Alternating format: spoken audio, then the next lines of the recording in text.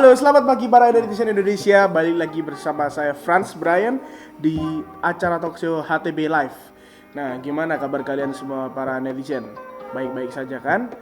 Nah, seperti yang kita ketahui di era pandemik ini, banyak sekali orang-orang yang terkena dampak dari COVID-19. Nah, orang-orang yang punya tempat perlindungan seperti rumah pun masih bisa kena yang namanya COVID-19 kan. Apalagi anak-anak yang nggak punya tempat perlindungan seperti rumah. Nah, gimana ya cara mengatasinya? Kalian pasti penasaran ya episode kali ini. Nah, episode kali ini narasumbernya nggak kalah bagus juga dari para netizen. Nah, saya perkenalkan narasumber kali ini. Ya, halo, kenalin aku Salma dari Arsa Surabaya. Gimana Kak kabarnya Kak? Aku baik, kalau Kak Van sendiri gimana? Sangat-sangat baik. Oke. Masih kuliah atau kerja? Ya, aku sekarang masih kuliah, Semester berapa? semester 8. Semester 8. Iya. Berarti udah mau skripsi ya Kak? Udah mau skripsi, doain aja habis ini udah lulus ya. Ada lanjut S2 nggak? Kemungkinan ada sih, ada kepikiran mau S2 juga. S2 ada ya? Ya. Oke, kita langsung aja mulai talkshow-nya ya Kak. Oke, boleh. Yang pertama-tama Kak, aku mau tanya, Arsa itu apa Kak? Sebuah komunitas atau seperti apa? Ya, Arsa sendiri itu sebuah komunitas sosial. Jadi kita geraknya itu di bidang pendidikan dan juga kesehatan, terutama untuk anak-anak. Nah, jadi kita basicnya di pendidikan. Jadi selama ini kita ke tempat-tempat yang mungkin masih terpencil, remote area gitu, untuk kita ke adik-adiknya, kita main-main bareng sama mereka, kita mengedukasi mereka juga terkait pendidikan dan juga kesehatan. Ada batasan umurnya nggak Kak kalau itu? Nggak ada sih Kak, cuma mungkin biasanya kita seringnya itu ke SD gitu. Kok ke SD? Iya. Nah, terus untuk awal perjalanan Arsa sampai dari bisa jadi Arsa Surabaya ini gimana Kak? Jadi awalnya itu Arsa Surabaya sendiri yang mendirikan itu ada teman aku namanya Kak Juno. Nah, dia jadi yang awalnya membangun Arsa Surabaya sendiri, tapi sebenarnya Arsa Surabaya itu ada dari di bawah naungannya Siti Arsa Foundation. Nah, itu punyanya Ibu Anita Tanjung. Mungkin kakaknya tahu Ya, Ibu tahu. Anita Tanjung ya, istrinya Pak Khairul Tanjung. Nah, beliau itu yang punya Siti Arsa Foundation. Nah, di bawahnya Siti Arsa itu ada Arsa sendiri itu. Karena Arsa sendiri nggak cuma di Surabaya Kak. Oh iya banyak. Jadi ada di beberapa regional gitu. Nah, kebetulan yang di Arsa Surabaya sendiri itu ada yang Kak Juni itu tadi yang awalin. Gitu. Ada berapa relawan di Surabaya ini? Kalau di Surabaya sekarang ini ada sekitar 30-an orang. Cukup banyak ya. Lalu kan anak itu kan banyak yang beda umurnya. Ya. Itu cara ngajarinnya gimana kalau beda umur gitu? Kalau beda umur, kalau misalkan anak-anak itu ya biasanya kalau kita ngajarin mereka tuh sukanya belajar sambil bermain. Ya, jadi kayak kalau misalkan kita mau ngajarin mereka tentang misalkan di bidang kesehatan gitu ya, kayak gosok gigi, cuci tangan gitu. Jadi kita ngajarin merekanya tuh pakai nyanyi-nyanyi gitu. Jadi lagu cuci tangan gitu kan ada kan biasanya. Terus kadang juga pakai dongeng-dongeng gitu biar mereka tuh bisa lebih lebih bisa nangkep apa yang kita ajarkan ke mereka gitu sih. Berarti lebih meskipun ada yang umur 5 tahun, umur 17 tahun ya tetap sama. Biasanya lebih ya sih, kadang ada sama juga karena kalau kita ngajarinnya pakai cara yang fun gitu kan biasanya lebih kayak ngena gitu ya, kayak kita lebih seneng gitu untuk ngedengerin tentang materinya, tentang apa yang kita ajarkan. Jadi biasanya pakai main-main gitu sih, pakai games juga. Pernah ada yang ngeberontak nggak? Maksudnya kayak diajari gitu nggak mau gitu loh, pernah nggak ada nggak? Pernah sih, pernah. Jadi karakter tiap anak itu kan pasti beda-beda. Jadi kalau misalkan mereka ada yang kayak gitu, biasanya cenderung kayak ya udah dibiarin dulu, karena kalau makin dipaksa mereka kan makin gak mau juga. Jadi kalau emang dia udah siap kayak mau belajar lagi ya kita ngajarin mereka. Lalu suka dukanya Kak di Arsa ini apa Kak? Ada nggak? Suka duka, aduh banyak sih kalau Sukanya duka. dulu deh, sukanya Suka dulu. duka. Kalau sukanya dulu, sukanya banyak banget. Jadi kalau di Arsa sendiri kita bisa ketemu banyak anak-anak, kita bisa main bareng sama mereka. Habis itu kita juga lebih banyak relasi juga sih. Karena kadang kan di Arsa juga open volunteer. Open volunteer. Ya, jadi kadang nggak cuma anak anggota Arsa sendiri yang berkegiatan gitu, tapi ada dari volunteer luar juga. Jadi kita boleh gabung juga ya Kak? boleh kalau Kak Frans mau. Waduh, saya ada niatan nih. boleh banget Ya. ya. Jadi lebih kalau sukanya kita bisa itu sih kayak tahu tiap karakter anak, mereka tuh kayak gimana. Jadi biasanya tuh anak-anak yang kadang di kota sama di desa gitu, kadang mereka karakternya beda-beda. Beda-beda. Yang bikin beda apa? Yang lebih kena gitu loh. Bedanya di mana? Anak-anak ya? Ya, anak-anak. Kalau misalkan di anak-anak di kota, mungkin biasanya kan lebih dia tuh terpapar sama gadget kayak gitu-gitu ya. Jadi kalau penglihatan aku, kalau biasanya aku berkegiatan, mereka lebih kayak berani untuk moralnya tuh kayak berani untuk ngomong kotor, kayak gitu-gitu sih. Ya. Dan kalau yang di desa kadang mereka lebih bisa sopan. Tapi itu juga jadi itu sih pelajaran kita buat biar anak ini nggak kayak gitu lagi gitu loh. Itu suatu challenging ya. Challenging juga sih. Nah Kak, selama pandemi ini gimana cara komunitas Arsa ini mengatasi psikologis anak jalanan? Oke, gimana caranya untuk mengatasi kondisi psikologis anak jalanan? Jadi kalau anak jalanan sendiri itu kan macam-macam ya Kak. Kayak mereka tuh ada yang jualan biasanya kan. Terus ada juga yang ngamen-ngamen yang kayak biasanya di lampu merah dan lain sebagainya. Nah, kalau misalkan ada anak-anak ini yang biasanya tuh jualan atau ngamen kayak gitu, itu kan sebenarnya tuntutan ekonomi sendiri juga kan, ya dari orang tuanya, dan jadinya akhirnya mereka yang dituntut buat mencari pendapatan. Nah maka dari itu biasanya mereka kebanyakan juga mungkin cukup tertekan juga ya, karena keadaan lagi pandemi gini dan mereka juga harus kerja gitu buat memenuhi tuntutan ekonomi keluarga mereka. Jadinya kita sendiri lebih ke mengajak mereka untuk biasanya tuh mengedukasi mereka. Kalau misalkan di sekolah itu kan kebanyakan mereka online ya, jadinya kan pasti bosen juga. Kadang gak banyak juga mereka tuh yang putus sekolah juga Kak.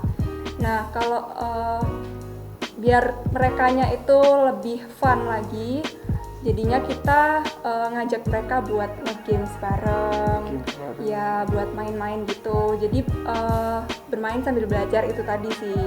Kayak materi-materi di sekolah itu kita balut jadi kayak suatu permainan gitu. Jadinya kayak kalau misalkan pernah juga kita waktu itu jadinya kita pernah mengadakan suatu kegiatan di kampung 1001 malam gitu. Jadinya kita ngajak mereka buat kayak ada yang nanam kacang hijau itu. Ya, tahu. Biasanya kita pas waktu SD gitu ya. Jadi kita ngajak mereka buat itu tadi, buat nanam kacang hijau. Tapi kita sambil main-main juga sama mereka. Jadi dibuat have fun aja sih Kak. Jadi biar mereka tuh nggak bosan juga sama kegiatan mereka sehari-hari. Terus mereka juga kondisi psikologisnya, mentalnya juga lebih baik lagi sih harapannya. Nah Kak, di era pandemik ini ada nggak tindakan preventif dari komunitas Arsa sendiri dan anak-anak untuk melindungi dari corona ini? Virus corona. Iya, pastinya harus protokol kesehatan. Harus ya. dong. Iya. Jadi kalau misalkan kita ada project bareng mereka, ada kegiatan sama mereka, kita pastinya mengajarkan mereka dulu, kayak kita ngasih paham ke mereka tentang bahayanya corona gimana. Tapi kan kebanyakan pasti udah tahu ya kayak bahayanya itu kayak gimana. Jadi kita lebih ke mungkin ngingetin mereka buat tetap pakai masker, habis itu cuci tangan habis keluar, habis itu jaga jarak juga. Tapi kadang agak challenging juga sih. Iya, karena mereka kan juga kadang ada yang selingkup gitu ya, maksudnya tempat tinggalnya itu kan deket-deketan gitu. Jadi mereka kalau misalkan keluar gitu ya jadinya karena mungkin udah biasa dan kayak nggak terlalu dia nggak terlalu takut juga mungkin ya sama virusnya, jadi ketika keluar mereka nggak pakai masker, jadi kayak udah biasa aja gitu ketemu sama teman-temannya. Ya lebih ke ngingetin juga sih itu tadi sama kita yang ngajarin mereka harus pakai masker, caranya cuci tangan yang benar kayak gimana gitu. Jadi cuma waktu pembelajaran doang pakai masker. Iya. Pinter itu masker dilepas. Waduh. Nah, yang selanjutnya ini apa aja sih komunitas Arsa ini mendukung pariwisata enggak? Mendukung dong. Mendukung dalam arti seperti apa, kayak apa? Mungkin kalau yang ada hubungannya sama pariwisata ya, kita kemarin itu sempat di suatu kegiatan, jadi kita ngajarin ke mereka tentang pentingnya makan 4 sehat 5 sempurna. 4 sehat 5 ya, sempurna. Kalau di pariwisata biasanya ada kayak yang ke masak-masak gitu. Ada. Nah, jadi kita tuh kemarin ngajarin mereka buat bikin sandwich. Iya. Oke. Jadi kan di dalam sandwich tuh ada kayak sayurannya, ada dagingnya dan lain sebagainya. Jadi di situ kita ngajarin mereka kayak ini loh makanan 4 sehat 5 sempurna. Kalian kalau bisa ya makannya harus ada 4 sehat 5 sempurnanya itu tadi sih. Ngejelasin kayak bahan-bahan apa aja, terus kegunaannya tuh apa aja, manfaatnya apa aja gitu. Terus ini Kak, tips-tips dari kakak sendiri untuk bisa membuat komunitas Arsa ini gimana Kak? Apakah perlu biaya yang besar atau gimana? Lebih ke mungkin kalau garis komunitas Arsa kan ya, komunitas sosial gitu ya. Jangan males sih. Jangan males. Emang kalau males kenapa? Kan kalau sekarang mungkin kebanyakan kan mager gitu ya, kalau mau take action gitu tapi mager. Jadi kalau misalkan kita mau bangun sebuah komunitas ya jangan males. Kalau kalian udah punya planning mau bikin komunitas apa, ya udah kayak pada saat itu juga langsung di planning mau bikin komunitas kayak apa, terus ya udah langsung jadiin aja. Nggak usah mikir yang negatifnya. Mungkin kadang kan kayak mikir nanti kalau misalkan nggak ada anggotanya gimana ya, atau mungkin dananya butuh besar kali ya. Pernah sempat pikir kayak gitu nggak? Pernah sih, tapi mungkin kalau awal-awal ya udah bikin, terus habis itu bisa ngajak teman-temannya nih, teman-teman dekat gitu, diajakin, dijelasin juga komunitasnya tuh nanti mau ngapain aja. Terus kalau masalah dana sendiri sih nanti bakalan dapat aja kok. Kalau misalkan kita mau melakukan kebaikan tuh pasti dapat aja. Apa yang kita lakukan secara ikhlas pasti ntar ada jalannya ya. Betul. Terus bagaimana cara kita untuk dapat serta membantu orang-orang yang membutuhkan selama pandemi ini Kak? Ya, kalau selama pandemi mungkin kalau untuk bantu orang nggak harus kayak take action yang kayak besar atau kayak gimana gitu sih. Kita lihat aja di sekitar kita, mungkin ada yang butuh bantuan, ya udah kita bantu. Atau mungkin kalau emang nggak mau interaksi sama orang, kan sekarang banyak open donasi gitu. Nah itu bisa kita kasih ke situ sebagian dari rezeki kita. Wih, keren banget ya komunitas Arsa ini memiliki impact bagi saya dan para netizen. Para netizen, apakah ada yang tergerak hatinya untuk ikut komunitas ini? Nah, sebentar lagi ada cuplikan-cuplikan mengenai komunitas Arsa. Check it out. Jagain aku.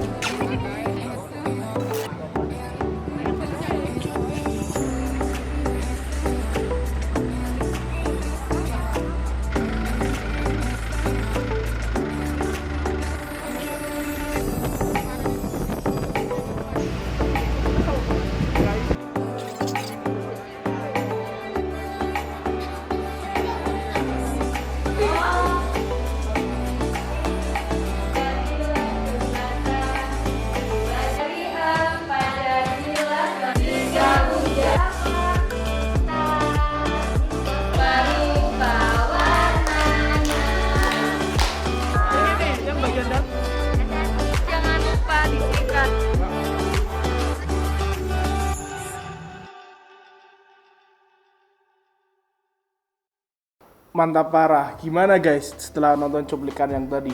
Ada yang tergerak nggak hatinya untuk menjadi volunteer komunitas Arsa sendiri? Nah, sekarang ini kita akan masuk sesi question box di mana nanti kakak akan mengambil pertanyaan acak di dalam box tersebut. Nah, sekarang kita mulai kak. Oke, tapi di mana nih boxnya? Oh iya. Tunggu. Sebentar ya. Oke. Nah, Wah. ini keren banget ya? Keren Gila. dong. Kok bisa muncul Bisa nih? dong, kan sulap. Sulap ya. Sekarang kita kocok dulu. Iya. Prok. Oke. Bukanya gimana nih? Ada kuncinya. Nah, Ini kak. Pilih kak. aku pilih acak aja ya. Pilih acak. Langsung aku buka. Langsung dibuka pelan-pelan. Oke. Baca pertanyaan apa kak? Apakah pernah terjadi kejadian cinlok antara sesama anggota atau volunteer? Waduh. Keras. Ada, tapi bukan aku. Kalau kakak pun ada nggak apa-apa kak, bilang aja kak. Enggak ada. Ada. Nggak ada. Nggak ada. Ya, tapi ada Tapi- anggota lain. Oh, dan kakak tahu itu. Tahu. Terus kakak gimana kak? Ya udah nggak apa-apa. Oh nggak apa-apa.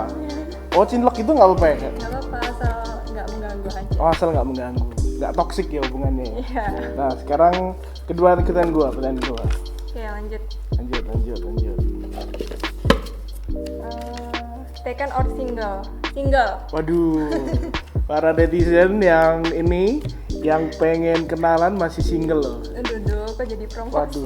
saya punya ini peluang ya. Bercanda. Nggak apa-apa. Oke, lagi. Oke. Apakah pernah berseteru dengan sesama anggota atau volunteer? Pernah sih. Pernah, masalahnya apa kayaknya? Masalahnya apa ya? Aku lupa masalah apa, tapi pasti pernah lah kayak ada Pasti pernah ya? cekcok gitu. Cekcok itu berlangsung lama nggak atau sehari selesai gitu? Enggak, pastinya langsung diselesain secepat mungkin kalau bisa. Diselesaikan masalah apapun itu ya? Iya. Oke, next kak. Apakah pernah mendapatkan komentar buruk dari netizen baik di real life ataupun di Instagram? Pernah nggak kak? Pernah sih. Nggak pernah, semuanya komentarnya selalu positif semua ya? Ya. Semoga aja ya. Oh semoga, amin. Iya. Semoga berdampak baik ya. Ya, amin. Oke, next ambil lagi. Apa hal terlucu yang pernah dialami selama melakukan kegiatan komunitas? Hal terlucu apa Ada nggak ya? Hal terlucu. Kalau aku lucu nggak kak? Lucu banget. Lucu banget. Balik ke tadi. Ada anggota kayak kegiatan terlucu. Aku lupa siapa ya yang lucu. Mungkin adik-adiknya sih biasanya Adik-adiknya kayak lucu ya ya? ada apa dia ngejokes apa gitu. Kadang ada yang receh nggak sih kak? Iya receh gitu sih. Receh itu yang mereka. bikin lucu ya kak? Iya. Oke, next. Ambil lagi kak. Apa hal pertama yang mengejutkan ketika terjun di komunitas sosial? Kalau di Arsa sendiri lebih ke yang mengejutkan tuh kayak kita harus tahu karakter tiap anak. Oh, Ya, jadi terus buat challenging diri ya sendiri ya? mereka kan beda-beda. Jadi kita harus juga menyesuaikan mereka gitu. Oh, benar. Oke, next. Masih tinggal dikit. Oke. Apakah momen terjengkel ketika melakukan kegiatan komunitas? Momen terjengkel tuh Jengkel sama anak-anak gitu pernah nggak kak? Ih, ini pernah anak sih. nakal banget sih gitu. Iya, kayak kadang mereka tuh kita mau ngajarin apa tapi mereka rame sendiri, terus habis itu mereka nggak mau ikutan gamesnya dan lain-lain. Oh gitu. Oke, tinggal beberapa lagi yuk. Tinggal satu. Komentar apa yang paling mengharukan yang diberikan oleh netizen? Sampai kayak nangis gitu pernah nggak kak? Sampai Haru nangis. gitu sama komentarnya. Kayaknya nggak pernah sih. Terlalu Nggak alay tahu ya kayak gitu. kalau nggak tahu kalau teman-teman yang lain ya. Oh, Apa ya kalau komentar mengharukan lebih ke biasanya kayak semangat sih ya Semangat mereka ya? nyemangatin kita kayak gitu. nah ini kurang satu lagi kak. Yuk. Habis. Apakah pernah terpikirkan untuk berhenti atau beristirahat dari komunitas sosial? Kalau aku sendiri kayaknya enggak. Sampai tua kayak gini. Apa ikut terus? Ya enggak ikut terus juga Nggak sih. ikut terus juga, Kayak ya? lebih ke kalau misalkan ada peluang, kalau misalkan kayak ada yang mau buka open volunteer gitu, Harus ada penerusnya kan? ya pasti. Jadi adik-adik kita jadi volunteer juga. Ya pasti. Harus gitu. Nah, Pokoknya yang penting lakukan kebaikan lah. Yang kita bisa. oke. Nah, teman-teman, kita sudah ada di penghujung acara. Sekarang waktunya saat kita pamit undur diri. Kita selesaikan acara ini HTB Live. Saya Franz Brian dan Saya Salma. terima kasih. Sampai jumpa di episode berikutnya. Terima kasih.